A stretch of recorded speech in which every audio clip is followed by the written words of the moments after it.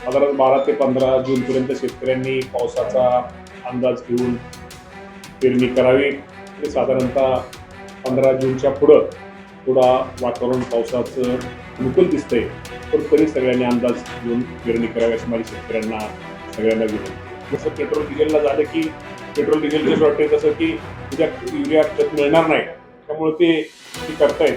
तर निश्चित प्रकारे शेतकऱ्यांची काही चूक नाहीये. या बाबतीमध्ये निश्चित प्रकारे आम्ही केंद्राशी बोलतोय आणि जेणेकरून राज्यामध्ये खताच्या बाबतीमध्ये शेतकऱ्यांना अडचणी येऊ नये ही आमची भूमिका ही राहणार आहे असल्याची माहिती मिळते. या संदर्भात कृषी मंत्री म्हणून आपण काय आढावा घेतला आहात आणि शेतकऱ्यांसाठी सगळ्यात महत्वाचं काय आव्हान असेल? खरं तर शेतकऱ्यांना मी या निमित्तानं आवाहन करतो की साधारणतः हवामान विभागाच्या अंदाजानुसार साधारणतः 12 जून ते 15 जूनपर्यंत अजून पाऊस थोडा कमी दिसतोय आणि कामही पाऊस पडण्याची शक्यता असल्यामुळं माझी शेतकरी बांधवांना एक विनंती, कालच मुख्यमंत्री साहेबांनी सांगितलेलं की पेरणीत जास्त घाई करू नये आणि 15 जून नंतर पावसाचा अंदाज घेऊन खरं तर शेतकऱ्यांनी पेरणी करावी. आणि काही ठिकाणी आपल्याला पाहतोय की मराठवाडा, खानदेश, विदर्भ आणि मध्य महाराष्ट्रातील काही भागामध्ये पाऊस हा काही ठिकाणीच असा सर्वत्र पडणार नाही, काही ठिकाणी पाऊस पडेल परंतु सर्वत्र नाही. त्यामुळं साधारण 12 ते 15 जूनपर्यंत शेतकऱ्यांनी पावसाचा अंदाज घेऊन पेरणी करावी आणि साधारणतः 15 जूनच्या पुढं थोडा वातावरण पावसाचं अनुकूल दिसतंय, पण तरी सगळ्यांनी अंदाज घेऊन पेरणी करावी अशी माझी शेतकऱ्यांना सगळ्यांना विनंती आहे. गेल्या काही महिन्यांपासून मागं बघितलं आपण तर पावसाचं जे हवामान बदल आहे याचा थेट फटका शेतकऱ्यांना बसताना दिसतो आणि कधी कधी अवकाळी पाऊस किंवा पूर्वमोसमी पावसामध्ये कमी वेळेत अधिक पावसामुळे सुद्धा नुकसान होतं. याच्यासाठी काही उपाययोजना सरकार म्हणून आपण करतो? खरं तर आपल्या सगळ्यांना माहिती आहे की मे महिन्यामध्ये आणि जून, आज 8 तारीख आहे, जून मे आणि जूनमध्ये आता ह्या आठवड्यामध्ये काही ठिकाणी वादळी वाऱ्यासकट पाऊस झाला, काही ठिकाणी गारपीट झाली आणि त्यामुळं शेतीचं खूप मोठं नुकसान हे काही जिल्ह्यामध्ये राज्यामध्ये झालं. त्यामध्ये जळगाव, अमरावती, बुलढाणा, सोलापूर व अकोला जिल्ह्यामध्ये सर्वात जास्त नुकसान हे शेतीच्या पिकांचं झालेलं आहे. जळगावमध्ये केळीच्या पिकाचं खूप मोठ्या प्रमाणामध्ये नुकसान झालेलं आहे. गहू, मका, हरभरा, आंबा, ज्वारी, टरबूज, भाजीपाला, कलिंगड, डाळिंब, कांदा, संत्रा या पिकांचं खूप मोठ्या प्रमाणामध्ये नुकसान झालेलं आहे. साधारणतः राज्याचा जर विचार केला तर त्याचा फटका 24 जिल्ह्याला याचा फटका बसलेला आहे आणि प्राथमिक अंदाजानुसार जर साधारणतः हेक्टरमध्ये म्हणलं तर 56 लाख हेक्टर आणि एकरामध्ये म्हणलं तर जवळजवळ 1,40,000 एकराचं राज्यामध्ये माझ्या शेतकऱ्यांचं नुकसान झालेलं आहे. आणि ह्या नुकसान झालेल्याच्या बाबतीमध्ये राज्याचे मुख्यमंत्री, दोन्ही उपमुख्यमंत्री यांनी आम्ही सर्वांनी सूचना दिलेल्या आहेत, कलेक्टरला सूचना दिलेल्या आहेत, कृषी अधिकाऱ्यांना सूचना दिलेल्या आहेत. ज्या ज्या शेतकऱ्यांचं या वादळी वाऱ्यामुळं, गारपिटीमुळं नुकसान झालेलं आहे, तो काही ठिकाणी घरं उडालेली आहेत, पत्र उडालेले आहेत, जे वादळी वाऱ्यामुळे जे नुकसान झाले त्या सर्व नुकसान भरपाईचे पंचनामे ताबडतोब करावेत आणि तो अहवाल आम्हाला लवकर द्यावा की जेणेकरून त्या निश्चित प्रकारे निसर्गाच्या लहरीपणामुळे अडचणील्या शेतकऱ्याला लवकरात लवकर मदत करता येईल. मामा, एकीकडे शेतकरी पावसाला मुकतोय, म्हणजे पावसामुळे मोठं संकट आहे शेतकऱ्यांवर. दुसरीकडे युरिया खताचं देखील संकट राज्यभरात आहे. काय युरिया खताचं स्टेटस आहे? अनेक ठिकाणी लांबच लांब रांगा लागल्यात, शेतकऱ्यांना युरिया खत मिळत नाहीये. विदर्भात एका आधार कार्डवर 5च युरिया खताची पोती दिली जात आहेत, अशी काही माहिती आहे का? आणि युरिया खताचं काय स्टेटस आहे? अकोल्यात देखील याच विषयावरून राडा झाल्याचं पाहायला मिळालं. पोलीस देखील तिथे दाखल झाले होते. या बाबतीमध्ये आपल्याला माहिती आहे की केंद्राने जे आपलं आवंटन मंजूर केलेलं आहे त्याच्याप्रमाणे पहिल्यांदा आपल्याकडे स्टॉक आहे. अजूनही आपल्याकडे असं अजूनही तसं नाही, परंतु निश्चित प्रकारे ह्या वर्षी आपल्या सर्वांना माहिती आहे की जे युद्ध चालू आहे, युद्धजन्य परिस्थिती, त्यामुळं निश्चित प्रकारे थोडं संकट आहे. परंतु आम्ही स्वतः राज्याचे मुख्यमंत्री, मी स्वतः कृषी मंत्री म्हणून देशाचे कृषी मंत्री शिवराज सिंग चौहान यांच्याशी आम्ही बोलतोय, नड्डा साहेबांशी आम्ही बोलतोय की जेणेकरून जे आपल्याला जो कोटा मंजूर दिलेला आहे, आपण म्हणतो आवंटन दिलेलं आहे, तो कोटा आपल्या राज्यामध्ये जास्तीत जास्त ज्याप्रमाणे मिळावा.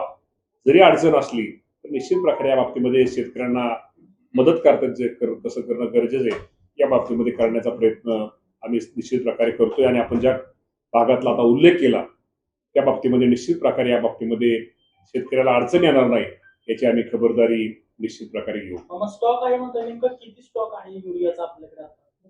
मी आता आकडेवारी तुम्हाला 5 मिनिटात देतो तुम्हाला आकडेवारी वगैरे सगळे आपल्याकडे आहे आणि आपल्याकडे आवंटन पण आपल्याला हे केले. पण हे खरं की युद्धाच्या परिस्थितीमुळे थोडं त्याला रॉ मटेरियलच्या बाबतीमध्ये थोड्या कंपन्यांना अडचणी आहेत.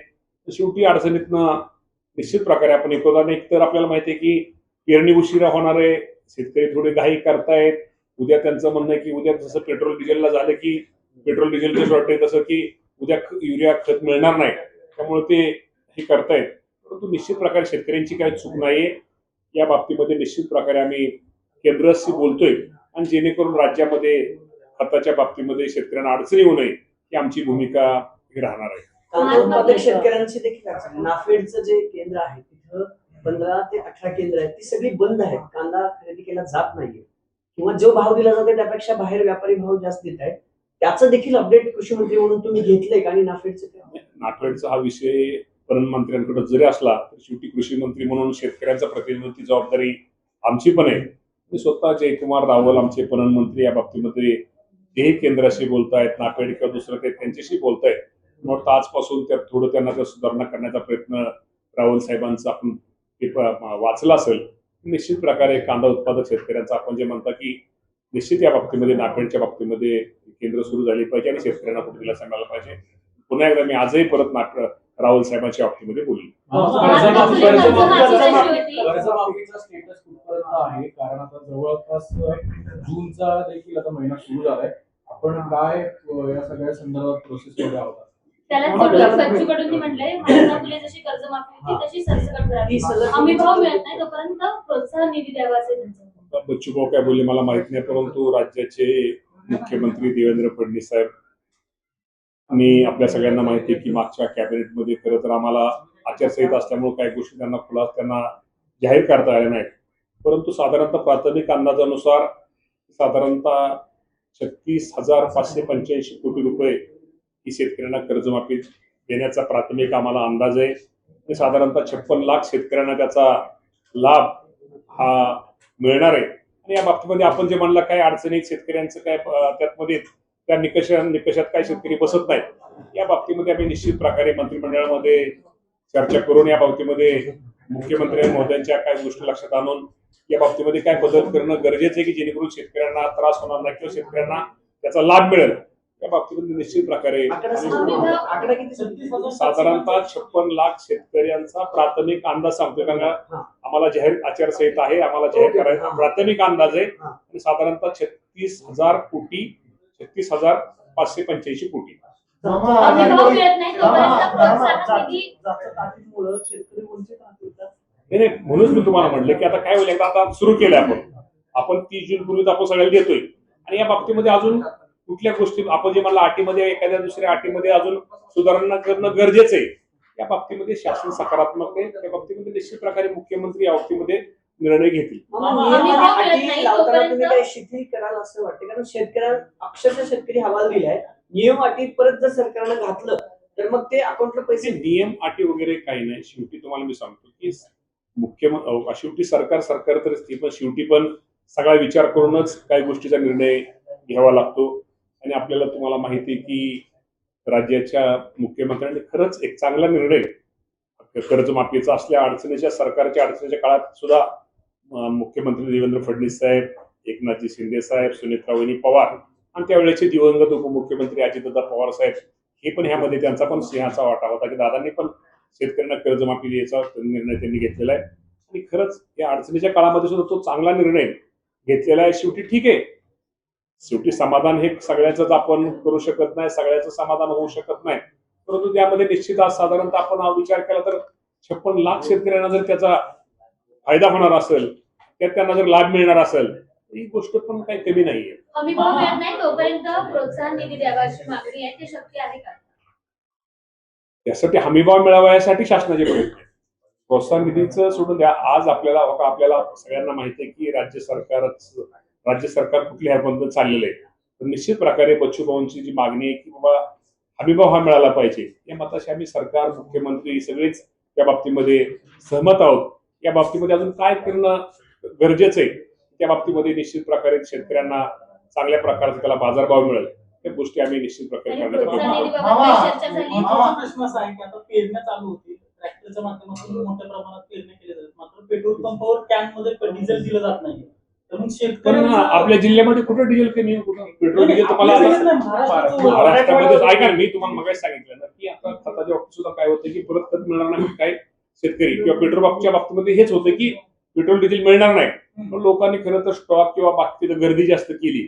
मी आजही तुम्हाला सांगतो, पेट्रोल डिझेलचा साठा मुख्यमंत्र्यांनी जाहीर केले, पेट्रोलियम मंत्र्यांनी जाहीर केले, आपल्या राज्यामध्ये व्यवस्थित आहे. त्यामुळे खरंच शेतकऱ्यांनी घाई करू नये, विनाकारण पंपाला लाईन लावण्याची त्यांनी गरज नाही. नाही, प्रश्न वेगळा आहे मामा. प्रश्न वेगळा आहे की कॅन मध्ये जे डिझेल आपण ट्रॅक्टरला देत होतो ते बंद केलेलं आपण कॅन आहे. मध्ये डिझेल ट्रॅक्टरला कॅन का आलं, तर या स्टॉक साठी कॅन आलं.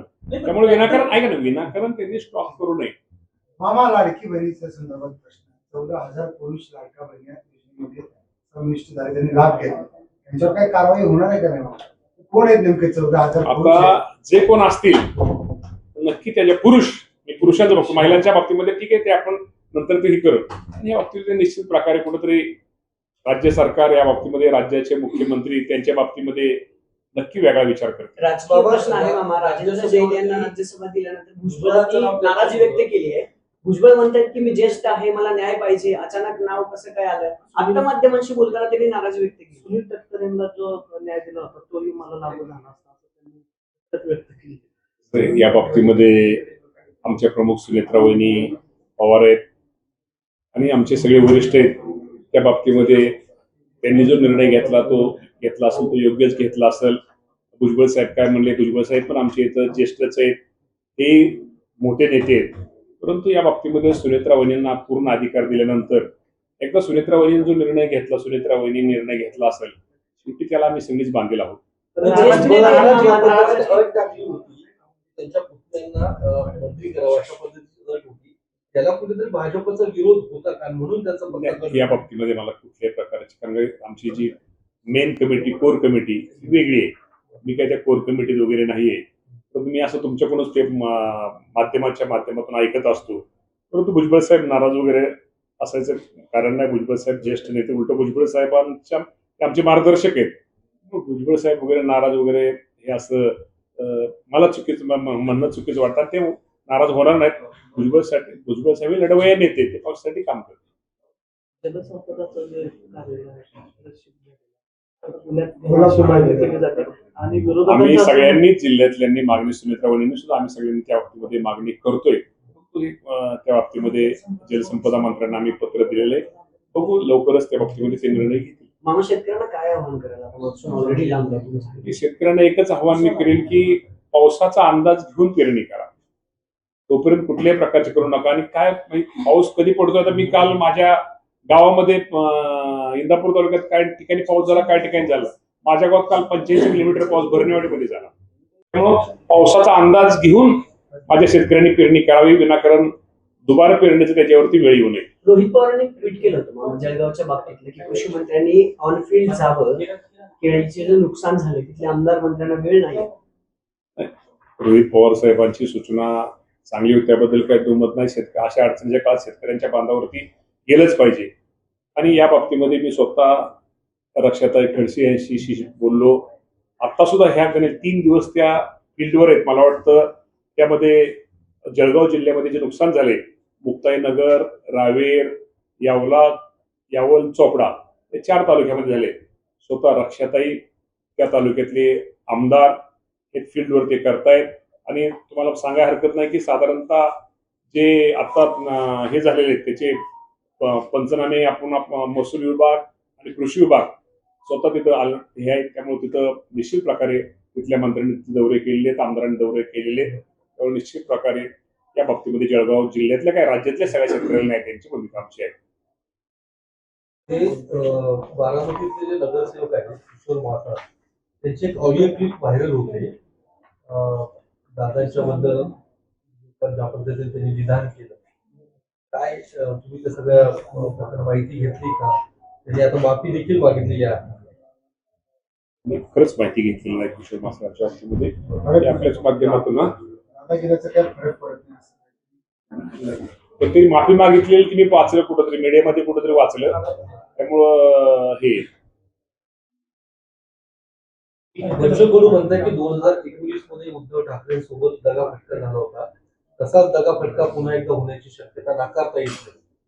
आता काय काय काय 2019 मध्ये उद्धव ठाकरे सोबत दगाफटका झाला होता, तसाच दगाफटका आता पुन्हा एकदा होण्याची शक्यता नाकारता येत नाही.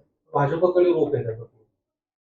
बच्चू भाऊ काय बोलले मला माहित नाही, आणि त्यांची अजून माझी भेट झालेली नाही. कदाचित आता उद्या वगैरे मी मुंबईला जाणार आहे. आणि बच्चू भाऊंची भेट झाल्यानंतर मी बच्चू भाऊंना विचारतो काय झालंय माहिती, त्यांच्याकडून अधिक माहिती मला समजेल. मामा, शेतकरी तुम्हाला स्वतः कॉल करताय, सगळं नुकसान दाखवतंय. राज्य मंत्रिमंडळाची बैठक आहे उद्या किंवा परवा बैठक होईल. आचारसंहितेमुळे कदाचित पूर्ण हे नाही करता येणार, पण या बैठकीचा मुद्दा शेतकरी अजेंडा ठेवून तुम्ही काय नवीन सादर करणार आहात का मुख्यमंत्र्यांना, की राज्यातल्या शेतकऱ्यांशी तुम्ही डायरेक्ट कनेक्ट आहात बोलताय म्हणून? 100% राज्यातली परिस्थिती मी त्यांच्या सगळ्यांसमोर मांडणार आहे. मी ज्या तालुक्यामधनं प्रतिनिधित्व करतो, इंदापूर तालुक्यामध्ये, मी अक्षरशः केळीच्या बागात सगळ्यात मोठं जळगाव नंतर नुकसान इंदापूर तालुक्यामध्ये झालेलं आहे. आणि सगळ्याच परिस्थितीमध्ये जे जिथं जिथं नुकसान झालं या बाबतीमध्ये लवकरात लवकर कशी शासनाच्या वतीनं मदत करता येईल किंवा मदत केली पाहिजे, यासाठी उद्याच्या कॅबिनेटमध्ये मी मुख्यमंत्र्यांना हे त्यांना घालणार आहे. आणि ह्या मदतीच्या बाबतीमध्ये माझ्या माहितीप्रमाणे आचारसंहितेचा संबंध येत नाहीये. ठीक आहे. ओके, धन्यवाद. थँक्यू. हे नाही इथं